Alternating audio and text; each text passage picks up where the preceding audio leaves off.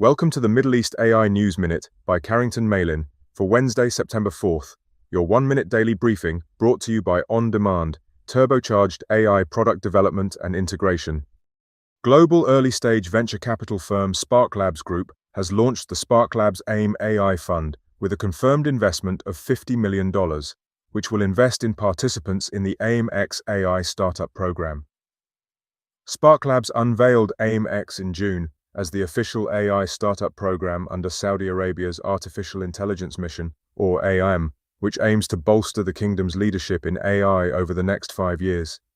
Meanwhile, Kuwait's Sabah Al-Ahmad Center for Giftedness and Creativity, or SACGC, has opened registrations for Kuwait startup founders for an AI innovation program organized with Silicon Valley-based 𝘕𝘰𝘮𝘦.